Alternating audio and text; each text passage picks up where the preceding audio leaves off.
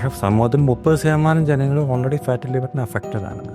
So ഈ fatty liver കൊണ്ടാണ് diabetes വന്നിട്ടുള്ളത്, ഡയബറ്റീസ് കൊണ്ടാണ് ഫാറ്റി ലിവർ വന്നിട്ടുള്ളത്. അതൊരു കോൺട്രവേഴ്സ്യൽ ആയിട്ടുള്ള ഏരിയയാണ്. കഴിഞ്ഞ ദിവസം എനിക്കൊരു പേഷ്യൻ്റ് ഉണ്ടായിരുന്നു, ഒരു 65 വയസ്സുള്ള ഒരു ഡയബറ്റിക് സ്ത്രീ.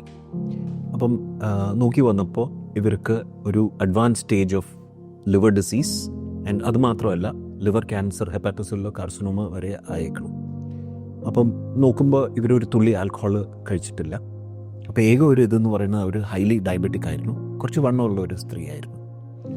അപ്പം നമുക്ക് മനസ്സിലായി ദാറ്റ് ഇതൊരു ഫാറ്റി ലിവർ മൂലം പതുക്കെ ഇത് നമ്മൾ അറിയാണ്ട് പോയി ആൻഡ് അത് സിറോസിസായി മാറി, ക്യാൻസറായി മാറി.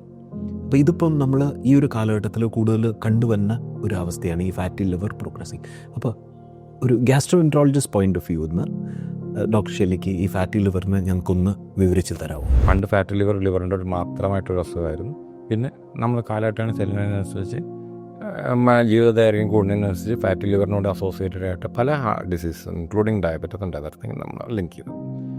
ഈ പറഞ്ഞ രോഗിയിലെ 65 വയസ്സായി കഴിഞ്ഞപ്പോൾ നമ്മൾ ലിവർ ഡിസീസ് കണ്ടെത്തി. പക്ഷേ ഒബീസ് ആയിരുന്നു.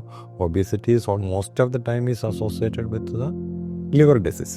അപ്പോൾ വളരെ ഏർലി ആയിട്ട് തന്നെ ഫാറ്റി ലിവർ ഉണ്ടോ എന്ന് നോക്കി, ഫാറ്റി ലിവർ ഡിസീസ് ഉണ്ടോ എന്ന് നോക്കി അതിൻ്റെ മെറ്റബോളിക് പാരാമീറ്റേഴ്സ് മാനേജ് ചെയ്ത് പോയിരുന്നുവെങ്കിൽ ഒരു പക്ഷേ നമുക്ക് fatty liver related cirrhosis related hepatocellular carcinoma നമുക്ക് പ്രിവെൻറ്റ് ചെയ്യാൻ പറ്റുമായിരിക്കാം.